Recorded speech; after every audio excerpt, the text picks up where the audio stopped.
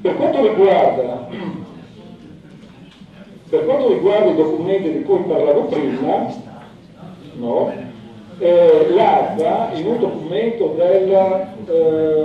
io qua vedo il timbro del Comune di Milmaco del 17 settembre 2007, no? Scrive: la scrivente Agenzia regionale per la protezione dell'ambiente, con nota del 5 settembre 2007, ha comunicato alla Procura il proprio parere, sottolineando che il progetto presentato non rappresenta una soluzione definitiva alle problematiche delle emissioni diffuse della ditta Acciaieria Fonderia Cividale SpA.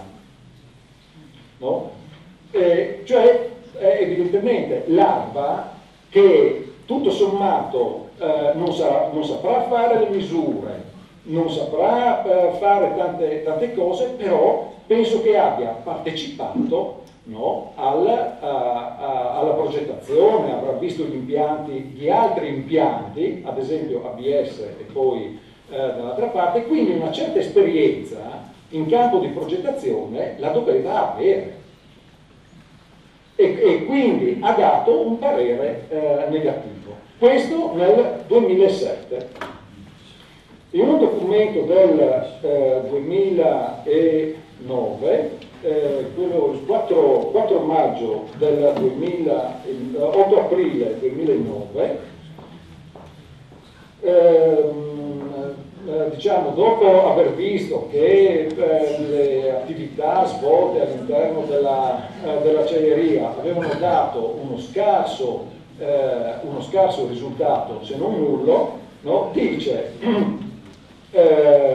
parere della scrivente Agenzia regionale per la protezione civile, per la protezione dell'ambiente, è che l'acciaieria Fonderia Cividale SpA debba riconsiderare la possibilità di realizzare l'ultima parete di segregazione per ottenere un manufatto che sia in grado di contenere con successo le emissioni diffuse, consentendone l'aspirazione. L'effettuazione dell'intervento sopra indicato, di cui è ben chiara la difficoltà realizzativa, deve necessariamente essere inserita in una riprogettazione del layout del forno fusorio. Qua dice, qua non c'è niente da fare, non ce la fanno, perché l'impianto è fatto così, dovrebbero demolire il forno, no, e farlo in maniera diversa. Però dice anche, alternativa alla completa segregazione del forno è la realizzazione di un nuovo sistema di aspirazione fumi di opportuna potenzialità che garantisca un significativo incremento di portata del sistema secondario. Allora, questa è stata fatta nell'aprile del 2009, quando si sapeva che diciamo, c'erano tutti questi sforamenti, che si continuava, eccetera, e era chiarissimo che quello che era stato fatto finora non era servito a niente, e loro dicono bisogna procedere con un nuovo impianto. Allora io mi chiedo, ma porco cane, questi qua hanno seguito la progettazione, eccetera, di altre aziende, come mai hanno detto anche che era insufficiente in un primo momento, come mai poi le cose sono andate avanti così? Perché nel tavolo tecnico non è stato discusso, non è stata presa una posizione relativamente a questo? La domanda che dovrei fare è questa, un'altra domanda, perché attenzione, il globale, l'insieme è fatto di tanti particolari, e se uno si scorda il particolare, se perde il particolare, non riesce a vedere l'insieme. Allora, sono tecnici, tutti sono tecnici, anche il sindaco è un tecnico, ma possibile che si sia mai chiesto, ma dalle altre parti, che potenza è installata? Sono 10 kW, 10 MW, cioè 10 kW il sindaco sa che cosa sono, ma non soltanto il sindaco, tutti quelli che partecipano. E queste sono delle domande banali, di osservazione semplice. No? Dall'altra parte, quanti megawatt sono installati per ottenere quei risultati? Quanti sono stati installati qua? Evidentemente qua sono installati dei kilowatt, dall'altra parte sono sicuro sono installati megawatt, più di 2 megawatt e mezzo. no? Megawatt, 2 megawatt e mezzo significa 2500 kilowatt. Qua non lo so, ed è un'altra domanda alla quale non si può non sapere e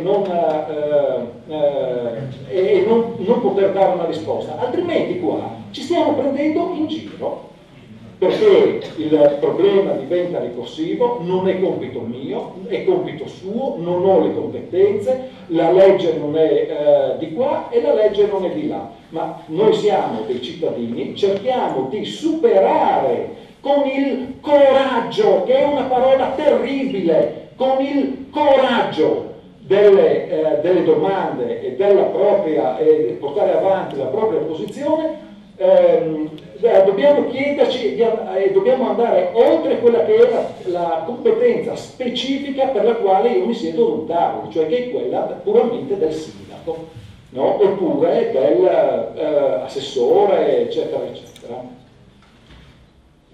Questo è un argomento e penso di averlo completato. Quindi quello che io chiedo è coraggio, coraggio, perché qualcuno ha detto che evidentemente non sono state fatte queste cose perché dietro c'era una certa realtà.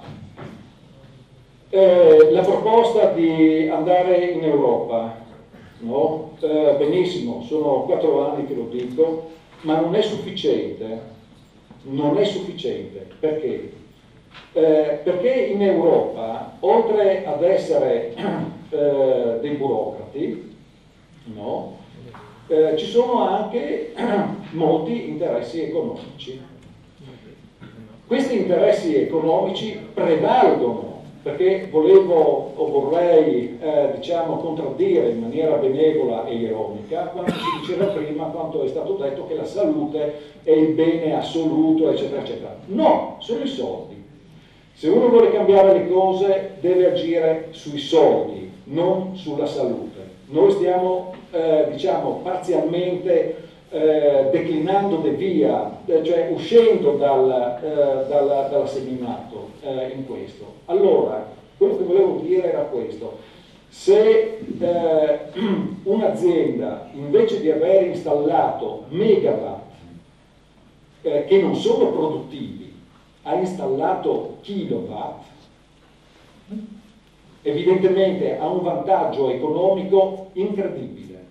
Se un'azienda smaltisce, no, e l'altra non smaltisce, quella che non smaltisce ha un vantaggio economico incredibile e quindi può diciamo acquisire altre aziende, ingrandirsi, espandersi e così avanti. Quindi quello che io mi chiedo è: c'è la possibilità, si può ravvisare la possibilità di vedere se c'è anche un comportamento sleale a livello economico? Cioè ci sono aziende in Europa che evidentemente subiscono la concorrenza di questa azienda, aziende che probabilmente hanno i filtri, hanno eccetera eccetera, e quindi la domanda è: esiste una concorrenza sleale a livello economico? Facciamo partire quelle aziende, e quelle, se lo sanno, certamente partono, e partono di brutto, perché è un altro potentato, sono un potentato che economico. Ci sono dei potentati economici che possono competere con i potentati economici che noi abbiamo qua. Quindi non soltanto la parte diciamo ambientale, ma anche quella economica. Chiuso.